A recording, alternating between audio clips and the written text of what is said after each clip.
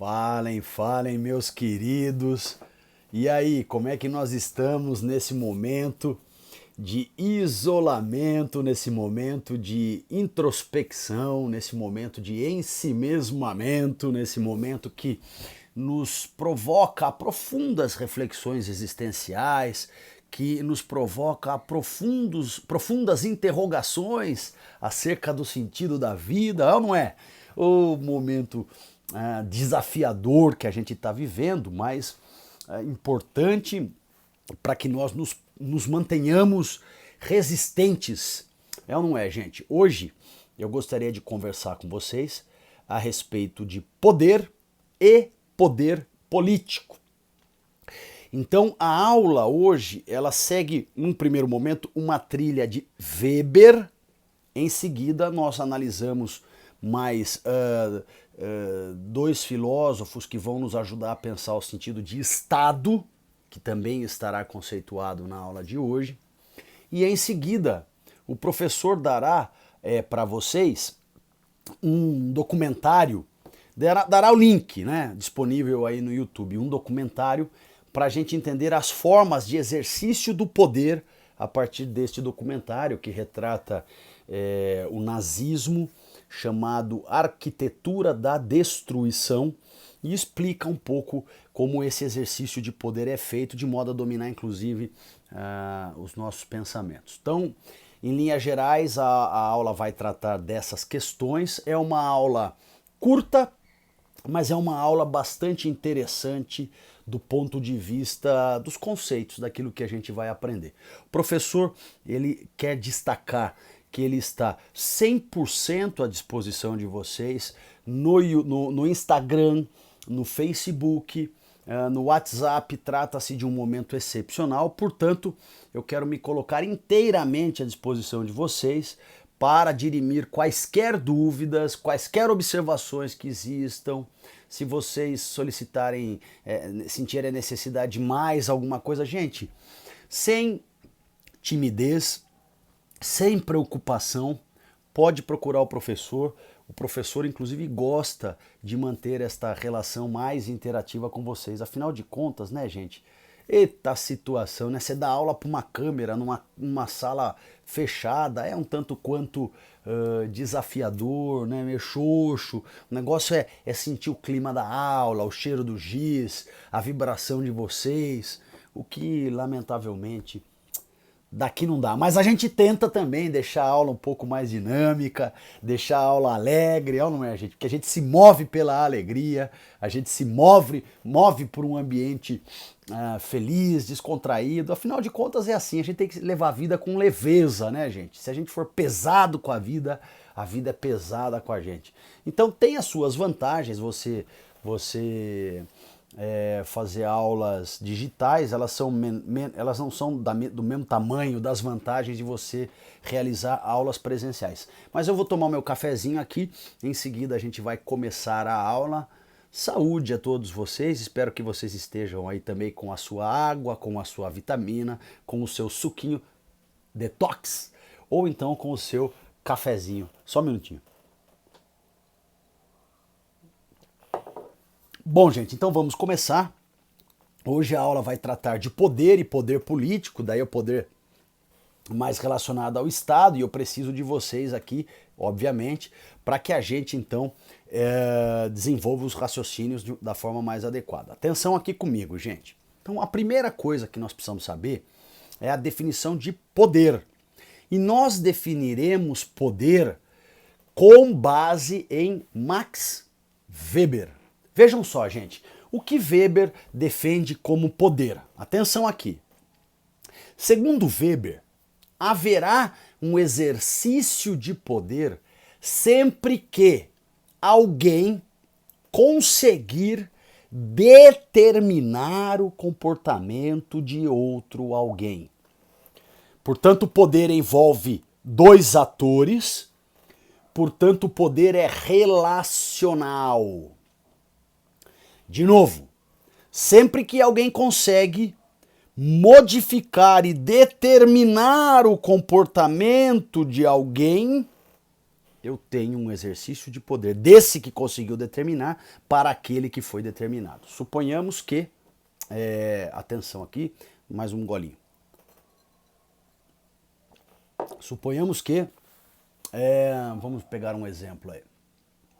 Eu esteja atrasado para dar aula, acordei arrodado, né? E aí, ou não, de repente, tô indo da aula, no meio do caminho, eu me distraio, o carro rodopia e ele volta, e eu só percebo já com meia hora do carro voltando. Aí, como é que eu faço, né? Sou obrigado a pegar o retorno para voltar, então tô indo, né? Mas já tô atrasado, porque as situações fortuitas ocorrem e tudo mais. Bom, o fato é que daí eu tô a 200 por hora, 180 por hora. A 180 por hora eu estou numa situação de multa, numa situação ilegal.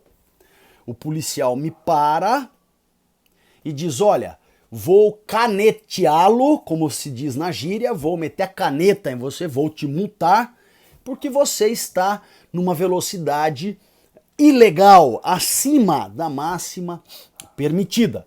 Ele me dá aquela multa, eu sigo viajando e aí, obviamente, vou reduzir a velocidade, porque senti no bolso o meu atrevimento.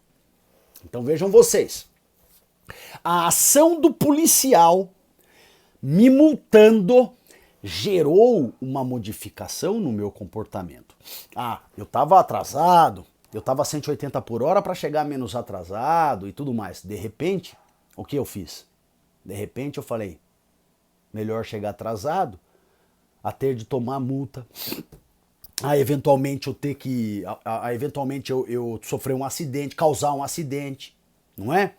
E aí eu vou então no limite razoável para a escola. Reparem que então o papel do policial gerou uma determinação e uma modificação do meu comportamento. Agora eu não mais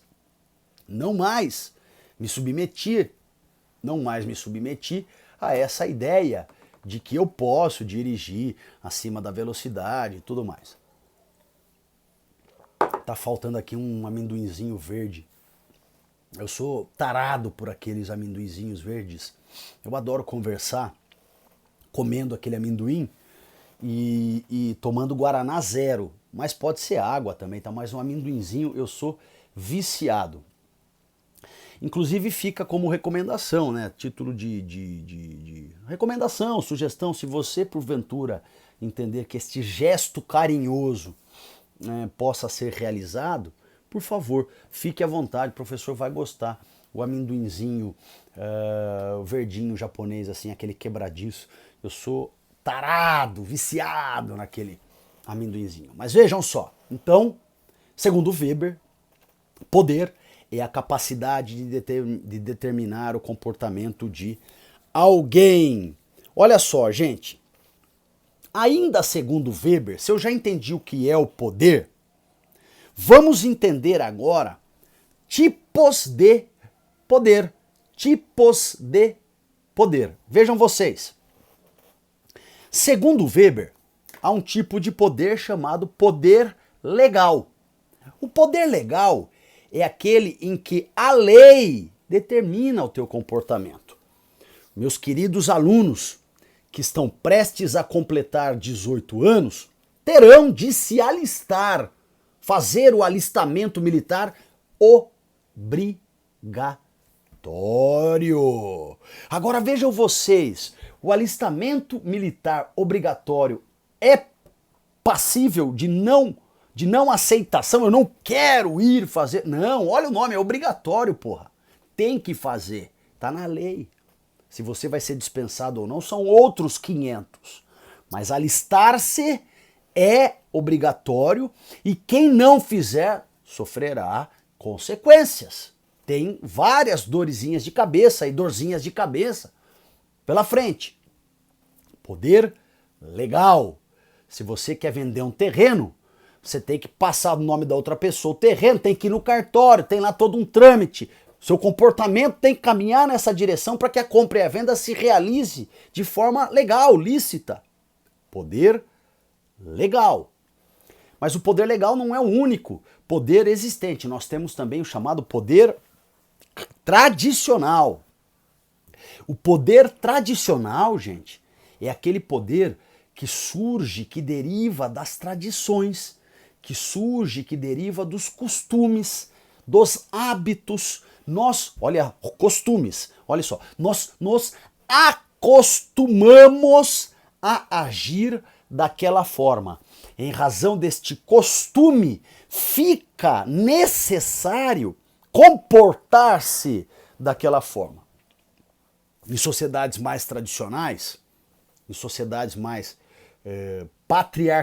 patriarcais, o meu exemplo é capaz, inclusive, de ser interpretado como uma concepção mais machista da organização da sociedade, né?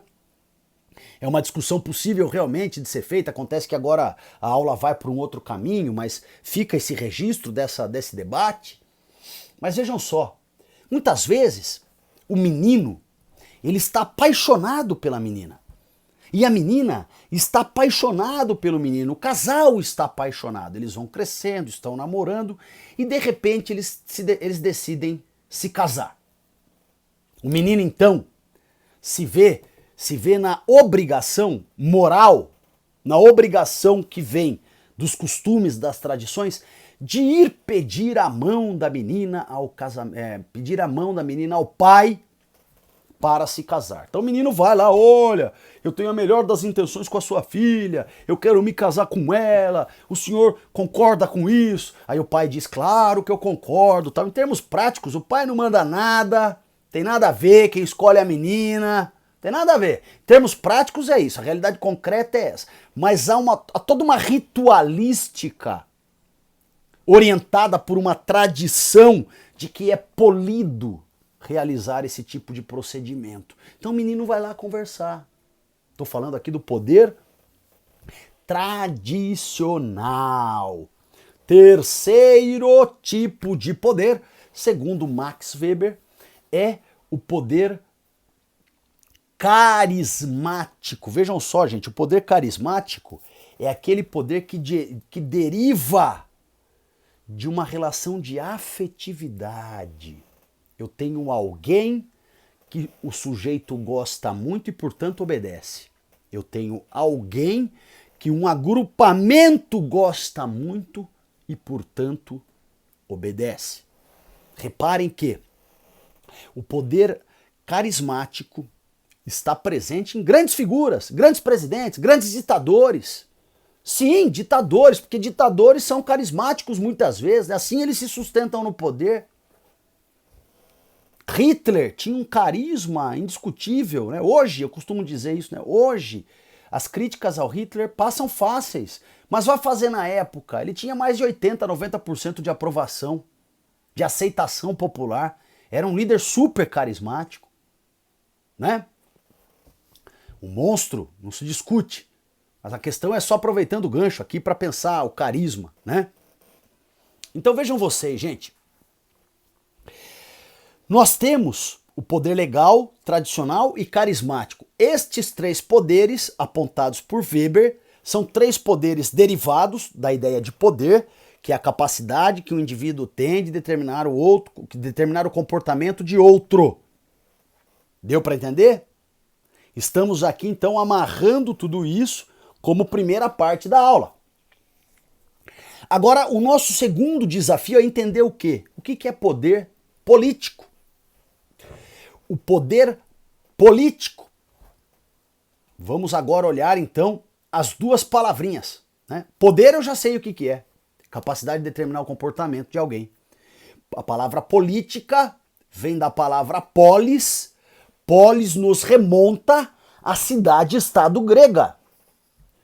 Portanto, discussões políticas lá na cidade-estado grega eram aquelas discussões que se pautavam pela organização da polis.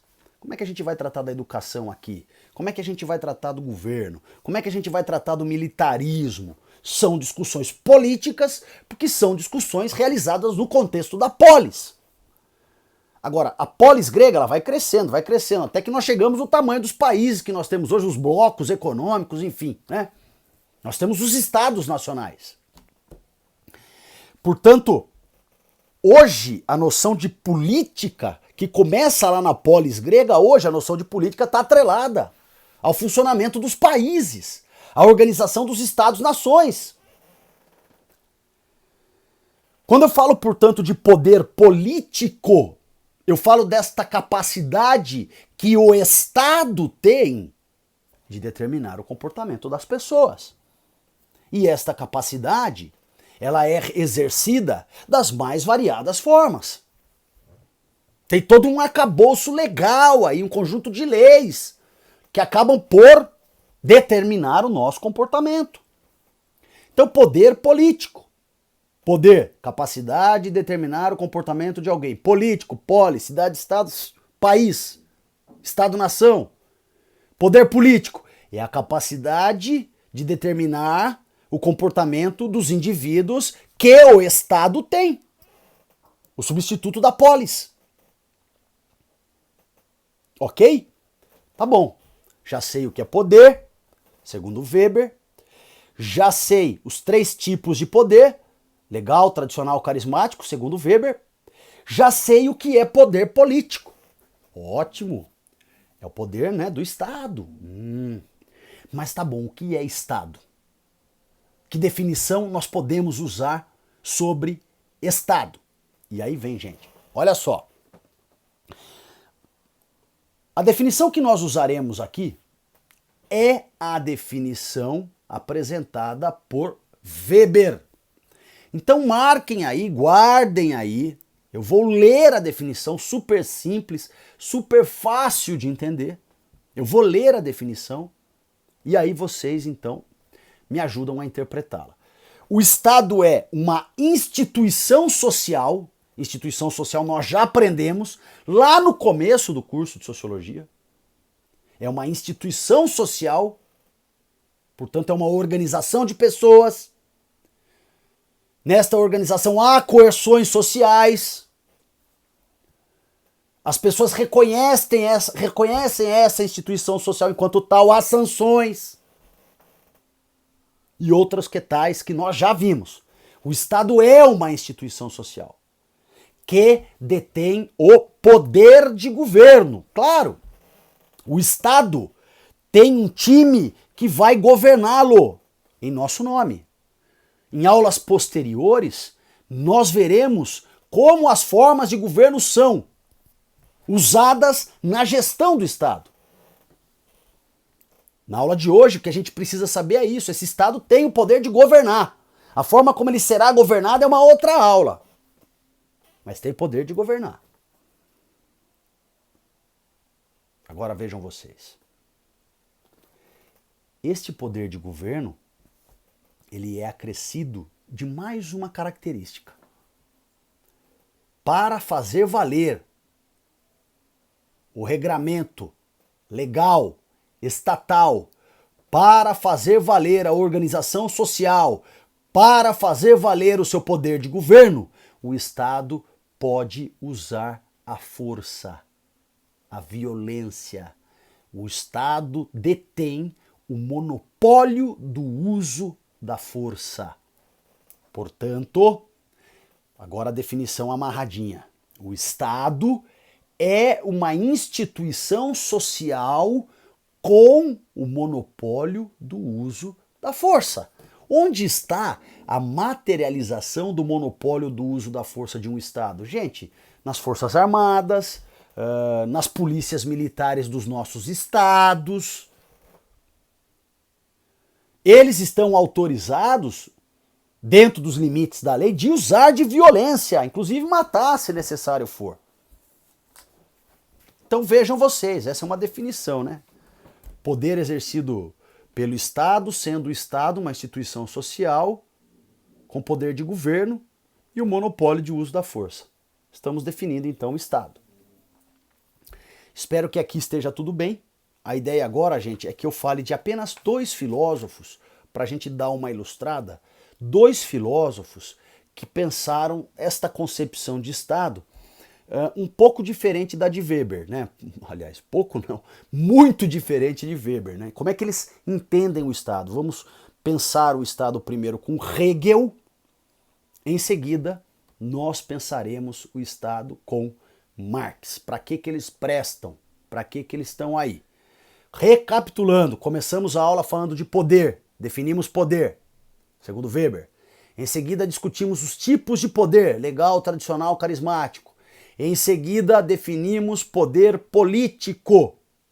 Por último, agora definimos o Estado como uma instituição social que detém o poder de governo e o monopólio do uso da força. Essas questões todas foram discutidas agora há pouco, portanto caminhamos para o fim da aula. A ideia é apresentar mais dois pensadores de uma forma muito rapidinha, é só para a gente poder ter contrapontos, para pensar como é que eles definem o Estado, como é que eles entendem o Estado. Primeiro nome que nós apresentaremos para discutir a questão do Estado nesses termos é o glorioso Hegel. Olha só o que o Hegel vai dizer, gente. O Estado é um ente que sempre vai atender ao interesse geral da sociedade em detrimento do interesse particular. O Estado, portanto, interesse geral versus interesses particulares ou interesse particular. O Estado, portanto, se pautará pelos interesses gerais. O que é melhor em termos de generalização? O que vai atender aos interesses da coletividade? O Estado mira isso. Ainda que particularmente tenha um certo desconforto. E suponhamos que aí onde você mora esteja com um trânsito terrível. A prefeitura então contrata engenheiros de tráfego e esses engenheiros então vão trazer um plano de que o desafogamento do trânsito se daria passando uma estrada, uma via, uma rua que passa exatamente pela sua casa. Aí o que a prefeitura vai fazer? Ela vai falar, olha, eu vou desapropriar a sua casa, tá aqui uma grana, que é o equivalente a quanto ela vale no mercado, eu vou desapropriar a sua casa, vou passar a rua aí. Você fala, não, mas eu não quero, onde já se viu, é minha propriedade privada, não pode ser assim e tudo mais. Mas a prefeitura, em termos de Hegel, em termos hegelianos, o que ela vai dizer? O interesse geral da sociedade está acima do interesse particular. Isto vai contentar a ampla maioria. Então tá aqui. Tá aqui, o equivalente, você vai para um outro lugar, mas lamentavelmente, para você, mas bom para a coletividade,